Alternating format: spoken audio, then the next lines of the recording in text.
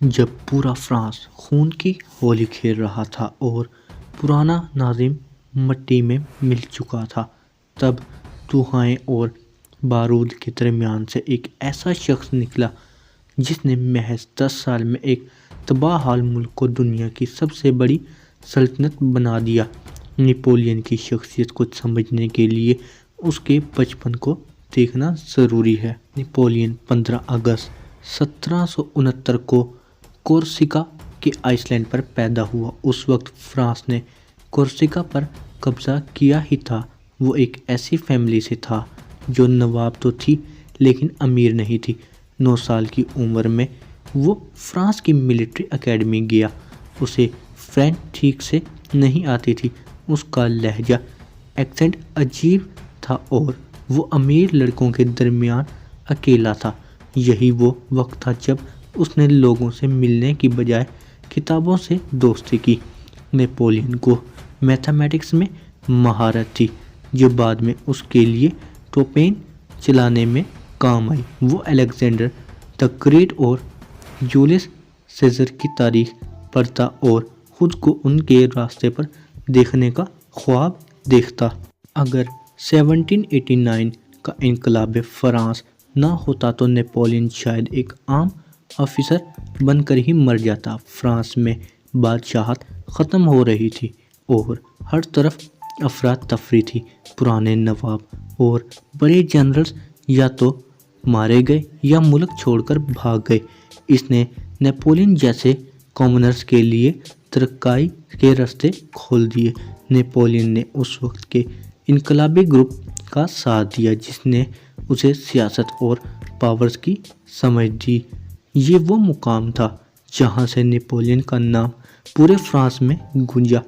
British فوج نے France کے ایک اہم پورٹ تولون پر قبضہ کر لیا تھا۔ فرینچ جنرلز ناکام تھے۔ 24 سال کے نیپولین نے توپوں کا استعمال کیا کہ برٹش جہازوں کو بھاگنا پڑا۔ اس ایک جنگ سے اس بریگیڈیئر جنرل بنا دیا گیا۔ محض 24 سال کی عمر میں یہ رینک ملنا ایک کرشمہ تھا۔ ایک وقت آیا جب پیرس میں بھوکی عوام اور بادشاہت کے حامی لوگوں نے حکومت پر حملہ کر دیا۔ نیپولین کو پیرس کی حفاظت کا ذمہ دیا گیا۔ اس نے باغیوں پر نرم دلی دکھانے کی بجائے ویف آف کراپس توپوں کی گولے برسا دیے۔ اس نے ریپبلک کو بچا لیا اور حکومت کی نظر میں وہ سب سے بھروسے مند مرد مجاہد بن گیا۔ نیپولین کو اٹلی میں موجود فرینچ آرمی کی کمان دی گئی۔ یہ فوج تھکی ہوئی، بھوکی اور پرانے ہتھیاروں والی تھی۔ نیپولین نے انہیں جذبہ دیا۔ اس نے کہا، سپاہیوں، تمہارے پاس نہ جوتے ہیں نہ کھانا، لیکن میں تمہیں دنیا کی سب سے امیر جگہ لے جاؤں گا۔ اس نے آسٹریا کی بھاری فوجوں کو ٹکڑوں میں تقسیم کیا اور ایک ایک کر کے ہرایا۔ اس نے دشمن کو مجبور کیا کہ وہ اس کی شرطوں پر عام میں معاہدہ کرے۔ جب وہ واپس پیرس آیا تو وہ اب صرف ایک جنرل نہیں بلکہ فرانس کا ہیرو بن چکا تھا۔ نیپولین صرف یورپ نہیں بلکہ ایشیا پر بھی حکمرانی کرنا چاہتا تھا۔ اس کا مقصد برطانیہ کے انڈیا کے راستے سے ہٹنا تھا۔ وہ اپنے ساتھ 160 سائنٹسٹ اور فنکار بھی لے گیا۔ اسی دوران روسیٹا سٹون ملا جس نے پرانے مصر کی تاریخ کھولی۔ پیرامڈز کی جنگ، اس نے مملوکس کو بیٹل آف دا پیرامڈز میں ہرایا۔ سیاسی چال، جب اسے پتہ چلا کہ پیرس میں حکومت کمزور ہو رہی ہے تو اپنی فوج وہاں چھوڑ کر اچانک فرانس واپس لوٹ آیا تاکہ تخت پر قبضہ کر سکے۔ نیپولین نے دیکھا کہ لوگ موجودہ حکومت سے تنگ ہیں۔ اس نے اپنے بھائی اور دوستوں کی مدد سے پارلیمنٹ کو گھیر لیا اور ڈائریکٹری کو ختم کر دیا۔ اس نے ایک نیا نظام بنایا جہاں ساری طاقت اس کے پاس تھی۔ وہ اب فرانس کا غیر اعلانی بادشاہ بن گیا تھا۔ اس کے بعد نیپولین نے نیپولین کوڈ بنایا جس نے مرد اور عورت کے حقوق، جائیداد کے قوانین اور میرٹ کو قانونی شکل دی۔ اس نے فرانس میں اسکولز اور یونیورسٹی کا جال بچھایا، ملک کی اقتصادی حالت ٹھیک کرنے کے لیے سینٹرل بینک بنایا۔ اب نپولین نے سوچا کہ کیوں نہ اس طاقت کو ہمیشہ کے لیے پکا کر دیا جائے۔ نپولین کو یہ طاقت کسی خدا یا ریلیجن نے نہیں بلکہ اس کی اپنی محنت اور عوامی طاقت نے دی ہے۔ نپولین کا راز 3 بنیادی چیزوں پر کھڑا تھا۔ جنگ کے میدان میں اس سے بہتر کوئی نہیں تھا۔ وہ جانتا تھا کہ لوگوں کے دل کیسے جیتنے ہیں۔ اپنی جیت کی تصویریں اور اخبارات بنوا کر اس نے لوگوں کو وہ سسٹم دیا جو پرانے راجاؤں نے صدیوں میں نہیں دیا تھا۔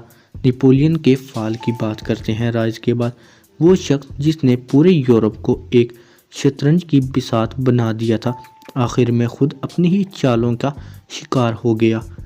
اس کے زوال کی داستان کسی عظیم ٹریجڈی سے کم نہیں ہے۔ تو چلیے دوستو شروع کرتے ہیں نپولین کے زوال کی سٹوری۔ نپولین نے کانٹیننٹل سسٹم نافذ کیا جس کے تحت پورے یورپ میں برطین کا مال منگوانا یا بیچنا ممنوع کر دیا گیا۔ یہ سسٹم نپولین کے لیے الٹا پڑ گیا۔ یورپ کے باقی ملک اپنی ضرورت کے لیے برطین پر انحصار کرتے تھے۔ اس بین کی وجہ سے یورپ میں مہنگائی بڑھ گئی اور نپولین کے اپنے اتحادی اس کے خلاف ہونے لگے۔ لوگ چوری چھپے برطین سے سامان منگوانے لگے، جسے روکنے کے لیے نپولین کو اور زیادہ سختی کرنا پڑی، جس نے اسے ایک ظالم کے طور پر پیش کیا۔ اسپین نپولین کا اتحادی تھا، لیکن نپولین نے وہاں کی بادشاہت کو ہٹا کر اپنے بھائی جوزف بوناپارٹے کو راجا بنا دیا۔ یہ اس کی سب سے بڑی سیاسی غلطی ثابت ہوئی۔ اسپین کی عوام نے فرینچ فوج کے خلاف گوریلا جنگ شروع کر دی۔ وہ رستے میں حملہ کرتے اور پہاڑوں میں چھپ جاتے۔ نپولین نے اسپین کی اس بغاوت کو اسپینش السر اسپین کا نصور کہا۔ اس جنگ نے فرانس کے 3 لاکھ سے زیادہ بہترین سپاہی اور بے شمار پیسہ ضائع کر دیا۔ نپولین خود فرانس میں تھا، لیکن اس کے جنرلز اسپین کی اس عوامی لہر کو نہ روک سکے۔ یہ نپولین کے زوال کا وہ نقطہ ہے جہاں سے اس کی طاقت کی کمر ٹوٹ گئی۔ رشیا نے کانٹیننٹل سسٹم کو ماننے سے انکار کر دیا تھا، اس لیے نپولین نے اسے سبق سکھانے کا فیصلہ کیا۔ نپولین 6 لاکھ سے زیادہ سپاہیوں کی ایک عظیم فوج لے کر رشیا میں داخل ہوا۔ یہ اس وقت کی تاریخ کی سب سے بڑی فوج تھی۔ رشین فوج نے نپولین سے لڑنے کے بجائے پیچھے ہٹنا شروع کیا۔ وہ پیچھے ہٹتے وقت اپنے کھیت، اناج اور شہروں کو آگ لگا دیتے تاکہ نپولین کی فوج کو کھانا نہ مل سکے۔ جب نپولین ماسکو پہنچا تو شہر خالی تھا۔ رات کو رشینز نے پورے شہر کو آگ لگا دی تھی۔ نپولین وہاں 5 ہفتے رکا، انتظار کرتے ہوئے کہ کارزگار سرنڈر کر دیں گے، لیکن ایسا نہیں ہوا۔ جب نپولین نے واپسی کا فیصلہ کیا تو بہت دیر ہو چکی تھی۔ جنرل ونٹر رشیا کی سخت سردی میں حملہ کر دیا۔ سپاہی بھوک، ٹھنڈ اور تھکاوٹ سے مرنے لگے۔ جو فوج 6 لاکھ گئی تھی، اس میں سے صرف 40 سے 50 ہزار سپاہی زندہ واپس آ سکے۔ نپولین کا انوینسیبلٹی کا ٹیلزم ٹوٹ چکا تھا۔ نپولین کی کمزوری دیکھ کر پورا یورپ، رشیا، پرشیا، آسٹریا اور سویڈن اس کے خلاف ہو گیا۔ یہ نپولین کے خلاف لڑی گئی اب تک کی سب سے بڑی جنگ تھی۔ نپولین سے بہادری سے مقابلہ کیا، لیکن دشمن کی تعداد بہت زیادہ تھی۔ 1814 میں اتحادی فوجیں پیرس میں داخل ہو گئیں۔ نپولین کے اپنے جنرل نے اسے بغاوت کر دی اور اس سے استعفیٰ دینے پر مجبور کیا۔ نپولین کو پکڑ کر ایلبا نام کے ایک چھوٹے سے جزیرے پر بھیج دیا گیا، لیکن وہ نپولین ہی کیا جو ہار مان لے۔ 10 مہینے بعد نپولین ایلبا سے بھاگ نکلا اور فرانس کی سرزمین پر قدم رکھا۔ جب فرینچ فوجی اسے پکڑنے آئے तो नेपोलियन ने अपना सीना खोलकर कहा, अगर कोई अपने एम्पीरियर को मारना चाहता है तो मैं यहाँ हूँ। फौजी रोने लगे और उसके साथ मिल गए। नेपोलियन ने बिना एक गोली चलाए दोबारा पेरिस पर कब्जा कर लिया। नेपोलियन का ये दूसरा दौर सिर्फ 100 दिन चला। यूरोप की सारी ताकतें आखिरकार एक बार उसके खिलाफ इकट्ठी हुई। Wellington versus Napoleon. बेल्जियम का मुकाम वाटरलो पर नेपोलियन के सामने British general Duke of Wellington से हुआ। नेपोलियन ने हमला करने में थोड़ी देर कर दी क्योंकि ज़मीन बारिश की वजह से गीली थी। इस दौरान पर्शियन फौज वेलिंगटन की मदद को पहुंच गई। नेपोलियन ये जंग हार गया। ये उसकी ज़िंदगी की आखिरी जंग थी। ये था एक अजीम शहंशाह का खौफनाक अंत। इस बार इत्तेहादियों ने कोई रिस्क नहीं लिया। उन्होंने नेपोलियन को अटलांटिक ओशन के बिल्कुल बीच में एक दूर दराज जजीरे एस्टी हेलिना भेज दिया। वहाँ नेपोलियन पर सख्त पहरा था। उसने अपने आखिरी साल अपनी यादें लिखने में गुजारे।